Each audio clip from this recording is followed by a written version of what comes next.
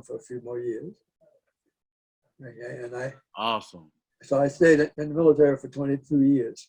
Wow. Thank you for your service. Wow. 22 years. Yeah, but when I got out and went to civil service, and And stayed what's there that? What is that?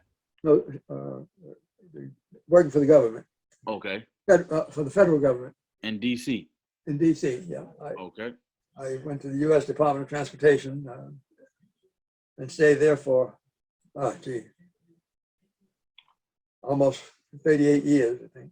But anyway, enough about me. No, we want to know a little bit more. So when you were there, for how long were you there? I was there for 38 years. I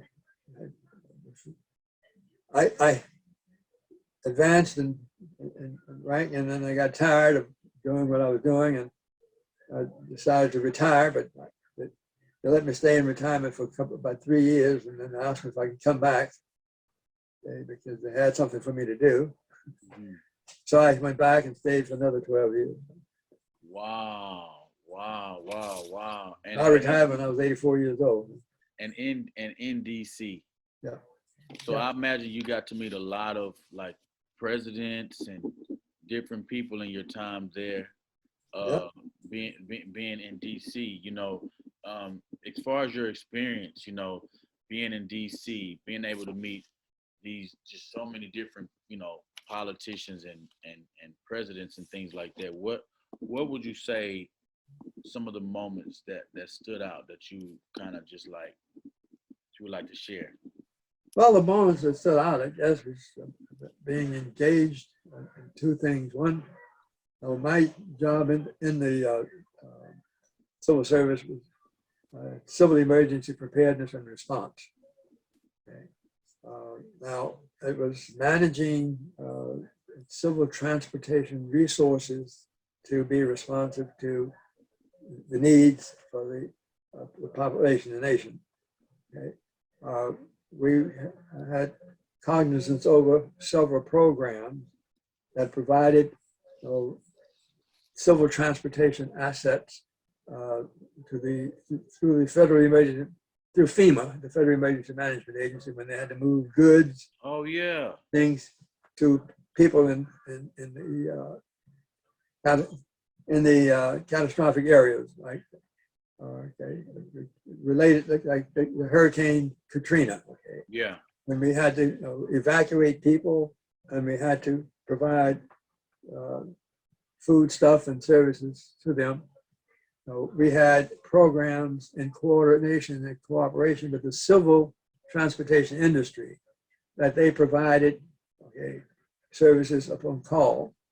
Okay, and we had the authority to acquire from them the necessary means, and they had to be responsive to it.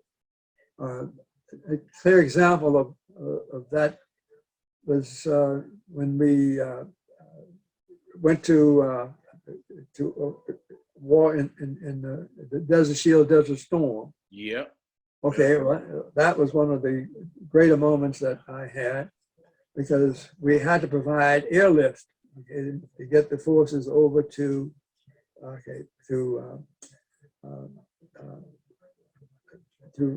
provide the needs for what the president wanted. Okay, so we activated a program that I had cognizance over, called the CRAF, the Civil Reserve Air Fleet, where we acquired from the civil industry over 100 of the wide-bodied aircraft to provide to the military in order to get them over to to Saudi Arabia, where they went in to provide the support needed. And for that effort, this is perhaps where you saw me, I don't know if you've seen the picture now, where I had a handshake with President George Bush. Yeah. Where he was thanking me for providing that type of service support. Wow. So that was one among my great moments. And the other great things I had was I also represented the United States in a NATO. If you know NATO, Oh, we have definitely heard of NATO. Wow. Okay.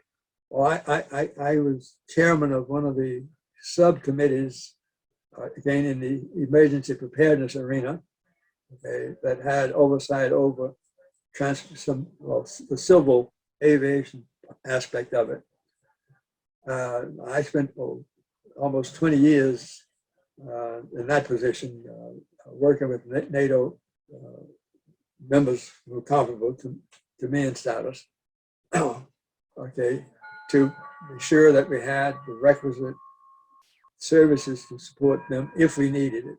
And there were a few times when they were called upon. But anyway, those were my great moments that I cherish. And then certainly the best moments of my life is having family love.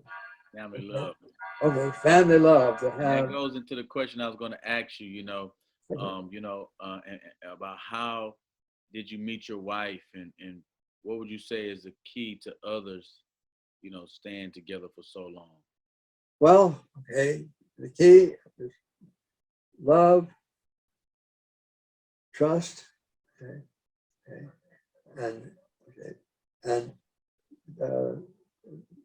there are other qualities that you have, okay, which cause the longevity in any relationship. Okay, love and trust. Now how I met her, because I grew up in the community that I grew up in, we were all kin to each other. So if you wanted to find a wife, you had to go out of town. Wow. Now I chiding to say that because when I went to Opelousas to find a girlfriend, if we started to check the family, they said, I think we kin each other. So she was from Opelousas? No. I had to go all the way up to Shreveport. Shreveport. There we go. Okay, you made a little ride. Right. Okay. See, but no, when I said all the prettiest girls were either Milburn or kin to the Milburn. Okay. So Charlotte, did you get that?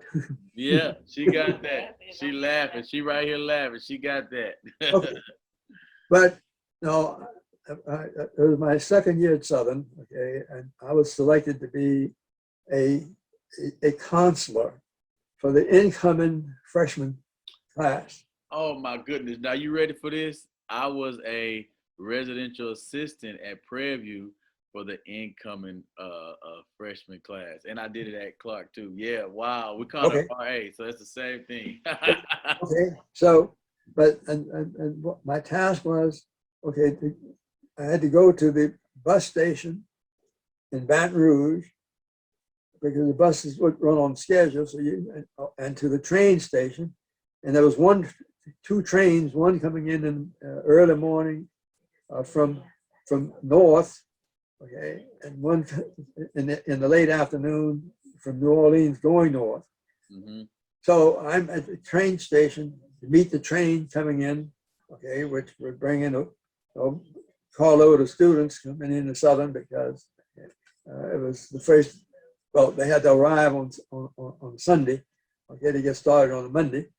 Well, and I'm standing there watching this train pull up, and all of these people getting off the train, and among this little group, I spotted this young lady who I call the prettiest girl in the world. I said, my George, I gotta meet her. She's gonna be my wife. So I went up and introduced myself and said, okay, I inquired as to whether they were going to Southern, and all said, yes, okay, well, I'm Lloyd Milburn, I'm the counselor. Let me tell you about how you proceed, get your bags, okay? And there are two ways to get to Southern. One, by taxi, and I recommend taxi.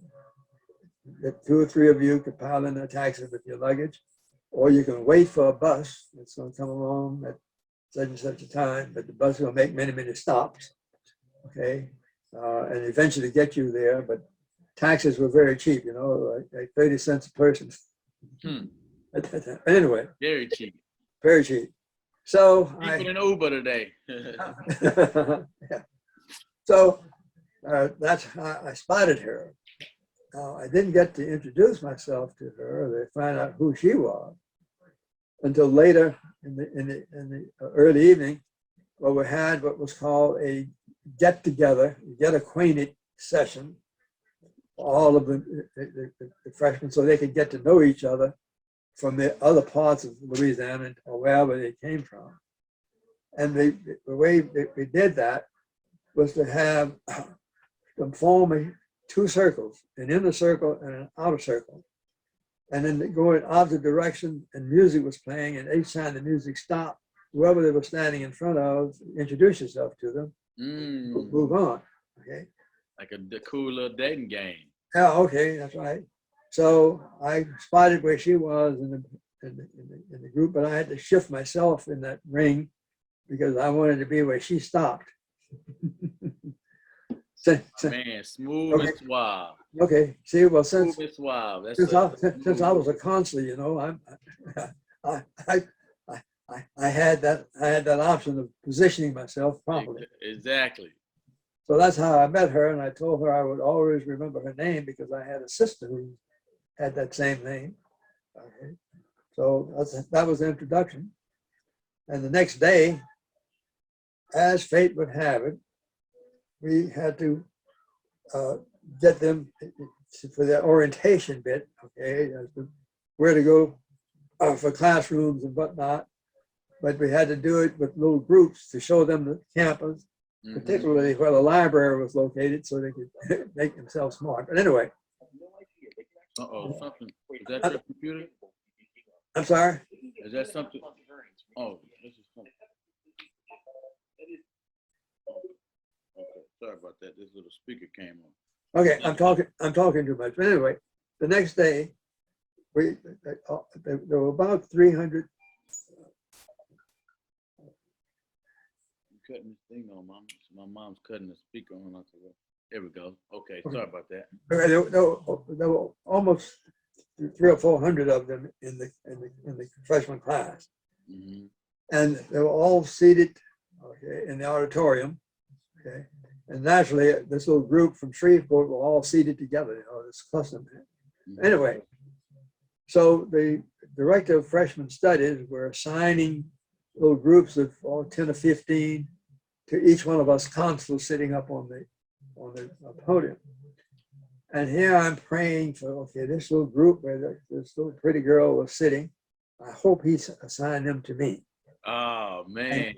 And would it be, he said, okay, Mr. Milburn, okay, the next 10 seats. Oh, man, wow, boy, here she is. And so I bounced up and got that little group together. Okay. And it worked right in your favor. It was destiny. It was destiny meant to happen. Destiny meant to happen. And she, okay, we had to go in to fill out some forms and whatnot. So she tells this story, that she borrowed a pen from me so she could fill out the form. And I made the comment, Miss, you mean you came to college without a pencil? She said, well, she knew that I wanted to meet her, so she borrowed the pen so she could have a chance to get acquainted with me. That's cool right there. So, but my side of the story, I told her, I'm going to loan you this pen because you probably need it. But at 5 o'clock, I want you to bring my pen back to me at the dining hall, and we're going to have dinner together. Now, that's my story. But she says she doesn't remember that. And did y'all have dinner together? Yes. That same day.